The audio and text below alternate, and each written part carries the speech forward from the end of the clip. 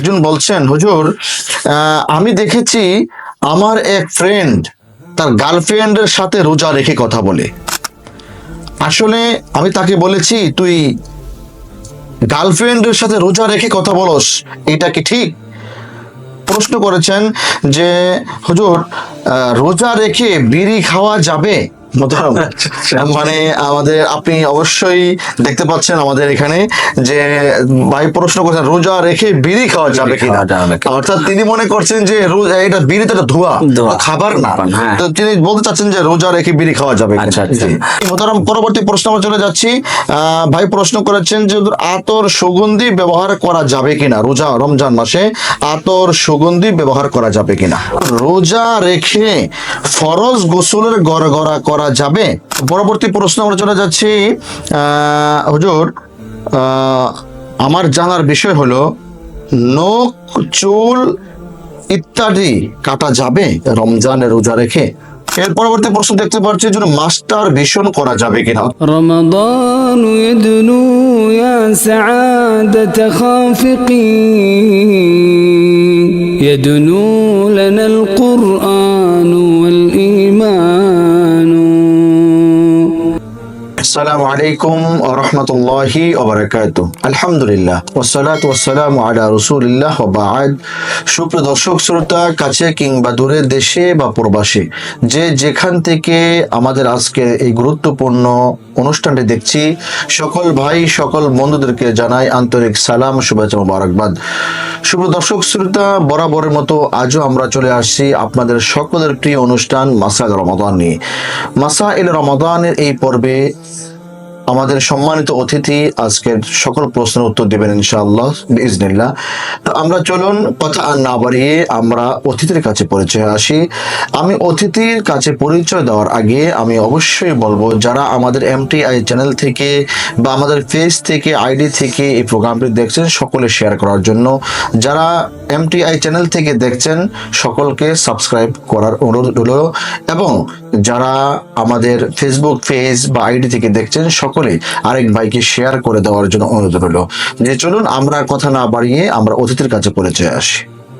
আসসালামু আলাইকুম ওয়া রাহমাতুল্লাহি ওয়া বারাকাতুহু। ওয়া আলাইকুম আসসালাম ওয়া রাহমাতুল্লাহি ওয়া বারাকাতুহু। জি হযরত, আপনি কেমন আছেন? জি আলহামদুলিল্লাহ ভালো, আপনি কেমন আছেন? আলহামদুলিল্লাহ, আল্লাহ সুবহানাহু ওয়া তাআলা দরবারে লাখ কোটি শুকরিয়া।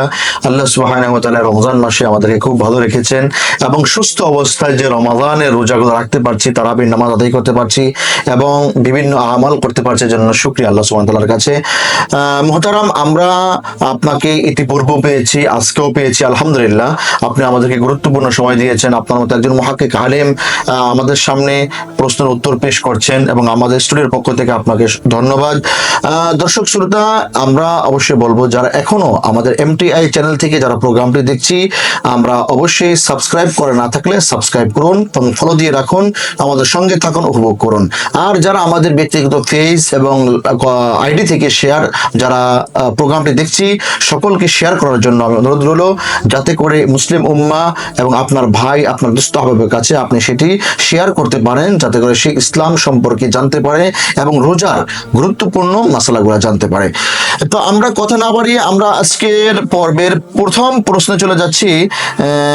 একজন বলছেন, হুজুর আমি দেখেছি আমার এক ফ্রেন্ড তার গার্লফ্রেন্ডের সাথে রোজা রেখে কথা বলে। আসলে আমি তাকে বলেছি, তুই গার্লফ্রেন্ডের সাথে রোজা রেখে কথা বলস, এটা কি ঠিক? অর্থাৎ মোহতারাম ভাই ওনার মতো বলেছেন, আমি এবার আমার মতো বলি।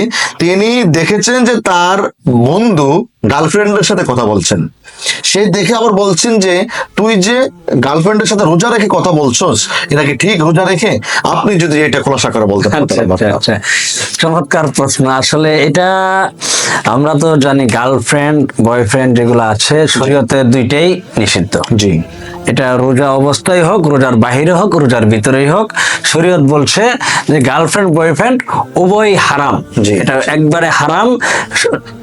নারী পুরুষ একত্র মিলামেশা কথা বলা পর্দার খেলাপ, এটা শরীয়তের অর্থাৎ বিধান। পর্দার বাহিরে কোনো বেগানা মহিলা পুরুষ তার সাথে দেখা দেখা সাক্ষাৎ করা এটা সম্পূর্ণ হারাম। জি। আর যেহেতু রোজার ব্যাপারে সে বলতেছে রোজা তো এমনিতেই তার জন্য হারাম, রোজার বাহিরেই তার জন্য হারাম, আর রোজাতে তো আরো হারাম। আর এটা অর্থাৎ অনেক বড় গুনার জি কাজ। জি, বড় জি, গুনার জি, কাজ, জি। এটা করা যাবে। ধন্যবাদ মহাজন আপনাকে। আসলে দর্শক আমি বলবো এখানে সে ভাই আক্ষেপ করে বলছে তুই তোর গার্লফ্রেন্ডের সাথে কথা বলছস। আমি বলবো ভাই আপনি শরীয়তের বিধান লঙ্ঘন করে, হে যুবক আমি বলবো তুমি অবশ্যই অবশ্যই, আল্লাহ রসুল বলেছেন শাবাবাকা কাবলা হারামিক, যে তোমার যৌবনকালকে শেষ হওয়ার আগে যৌবনকালের কদর করো। তুমি অবশ্যই চেষ্টা করো। যুবক ভাইদেরকে আমি বলবো তুমি তোমার রোজা নয় শুধু রমজানের বাহিরেও তুমি প্রেম করে ভালোবাসা দেখিয়ে একজন মেয়ের সাথে তোমার ইসলাম, তোমার ঈমান, তোমার আকীদা, তোমার আমালকে তুমি নষ্ট করতে পারো না। অবশ্যই একটু খেয়াল রাখার চেষ্টা করবো ইনশাআল্লাহ। দর্শক আমরা পরবর্তী প্রশ্ন চলে যাচ্ছি। জি মোহতারাম আপনার কাছে আমরা পরবর্তী প্রশ্ন চলে যাচ্ছি। প্রশ্ন করেছেন যে হুজুর রোজা রেখে বিড়ি খাওয়া যাবে? মোহতারাম, মানে আমাদের আপনি অবশ্যই দেখতে পাচ্ছেন আমাদের এখানে যে ভাই প্রশ্ন করছেন রোজা রেখে বিড়ি খাওয়া যাবে কিনা। অর্থাৎ তিনি মনে করছেন যে এটা বিড়ি তো একটা ধোঁয়া, খাবার না। হ্যাঁ। তো তিনি বলতে চাচ্ছেন যে রোজা রেখে বিড়ি খাওয়া যাবে কিনা। আচ্ছা আচ্ছা, এটা চমৎকার একটি প্রশ্ন করেছেন। আসলে আমাদের দেশে তো বিড়ি সিগারেটের একটা সয়লাভ হয়ে গেছে, এটাকে কোনো করতেছে না। আমি যে ভাই প্রশ্ন করেছেন ওই ভাইকে বলবো ভাই আপনি আগে আপনার জীবনকে বাঁচান। জি, আপনার জীবনকে বাঁচান। আপনি দেখবেন সিগারেট যখন কিনবেন সিগারেটের গায়ে লেখা আছে, জি, সিগারেটের গায়ে লেখা আছে এই ধূমপান স্বাস্থ্যের জন্য ক্ষতিকর এবং মৃত্যুর ঝুঁকি বাড়ায়। ঝুঁকি বাড়ায়। অথচ আমি দেখতেছি গায়ে লেখা আছে, তারপর আমি এই সিগারেটটা নিচ্ছি এবং খাচ্ছি। তো আমি ওখান থেকেই শিক্ষা নিতে পারি এই জিনিসটা আমার জন্য নিষেধ।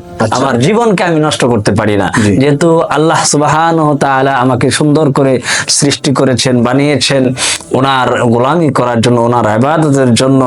আর আমার জীবনকে আমি সিগারেট খেয়ে বিড়ি খেয়ে শেষ করে দেব, এটা কখনো হয় না। মোহতারাম আসলে যদি আমরা আমি যদি একটু বলি আপনার আমাদের সবাইকে যে দর্শক আসলে বিড়ি সিগারেট খাওয়া দেখেন এটা স্পষ্ট সারা বিশ্বের মুফতিগণ ফতোয়া দিয়েছেন মাকরুহে তাহরিমি, মানে হারামের কাছাকাছি। সুতরাং আপনি রোজা রেখে বিড়ি খাওয়া প্রশ্নই আসে না। রোজা অবশ্যই ভেঙে যাবে, কিন্তু আপনি রোজার বাহিরেও আপনি বিড়ি সিগারেট খেয়ে নিজেদের জীবনকে মোহতারাম বলেন নষ্ট করা যাবে না। এবং আপনি এটার দ্বারা টাকা অপচয় হয়, স্বাস্থ্যের ক্ষতি বাড়ে, এই জন্য ক্ষতি হয়। এই জন্য আমরা চেষ্টা করবো ইনশাআল্লাহ যেটা শরীয়ত আমাকে নিষিদ্ধ করেছেন সেই কাজটা আমরা না করি। আল্লাহ সুবহানাহু ওয়া তাআলা আমাদেরকে আমল করার তৌফিক দান করুন। জি মোহতারাম পরবর্তী প্রশ্ন আমরা চলে যাচ্ছি। ভাই প্রশ্ন করেছেন যে আতর সুগন্ধি ব্যবহার করা যাবে কিনা, রোজা রমজান মাসে আতর সুগন্ধি ব্যবহার করা যাবে কিনা? চমৎকার একটি প্রশ্ন।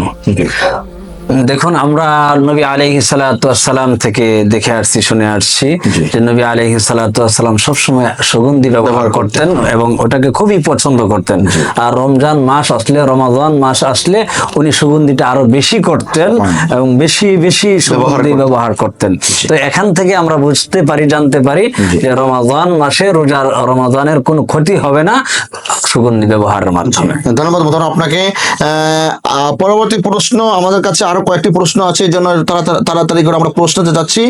মোহতারাম প্রশ্ন আমরা দেখতে পাচ্ছি যে হুজুর রোজা রেখে ফরজ গোসলের গড়গড়া করা যাবে? মোহতারাম ফরজ গোসলের সময় তো যে ফরজ গুলো আছে তার মধ্যে একটা হচ্ছে কুলি করা, নাকে পানি দেওয়া বা কুলি করার সময় গড়গড়া করা, এটা সমস্ত শরীর ধৌত করা, এই সমস্ত ফরজ গুলো আছে। তো এখন উনি বলছেন গড়গড়া করা যাবে কিনা। খুবই গুরুত্বপূর্ণ একটি প্রশ্ন। আমরা দেখি যে আমাদের যখন ফরজ গোসল করতে হয় তখন ফরজ গোসলের জন্য একটা ফরজ হলো সে গড়গড়া করা এবং নাকে পানি দেওয়া। তো এটা যদি আমরা না করি তাহলে ফরজিয়াত ছুটে যায়। আর যেহেতু রমজান মাসে যদি আমি গড়গড়া সহিত কুলি করতে যাই তাহলে সম্ভাবনা আমার ভিতরে পানি চলে যেতে পারে এবং নাকে দিলে আমার পানি ভিতরে চলে যাওয়ার সম্ভাবনা আছে। তাই আমরা ফরজ গোসলের ক্ষেত্রে রমজান মাসে গড়গড়া করা যাবে না এবং নাকে পানিও ওইরকম ভাবে দেওয়া। ধন্যবাদ মোহতারাম আপনাকে। পরবর্তী প্রশ্ন আমরা চলে যাচ্ছি। হুজুর আমার জানার বিষয় হলো নখ, চুল ইত্যাদি কাটা যাবে রমজানের রোজা রেখে? নখ চুল ইত্যাদি যে পশমগুলো আছে এগুলো কাটা যাবে কিনা? জি ধন্যবাদ।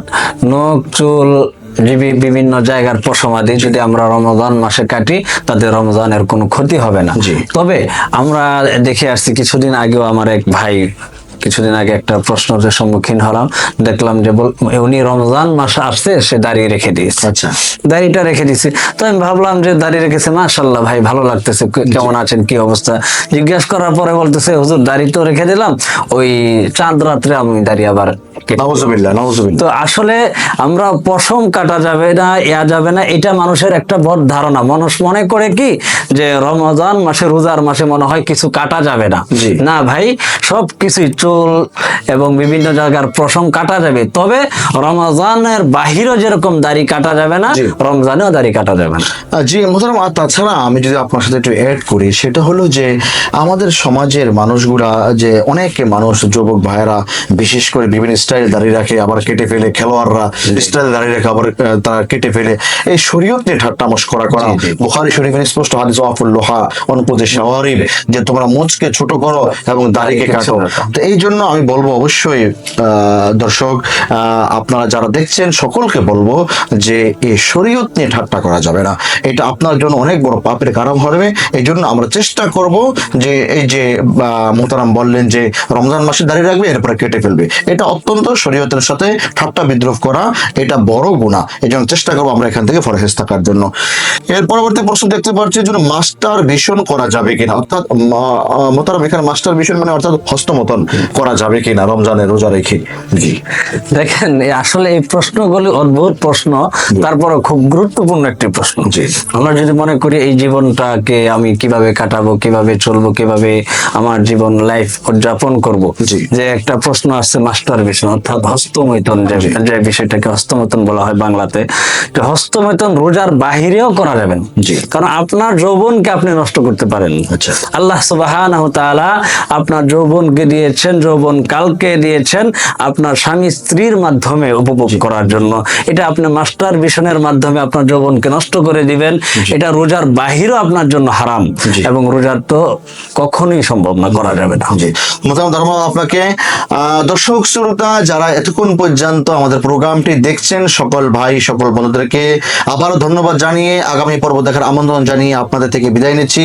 আসসালামু আলাইকুম ওয়া রাহমাতুল্লাহি ওয়া বারাকাতুহু। رمضان يدنو يا سعادة خافقين يدنو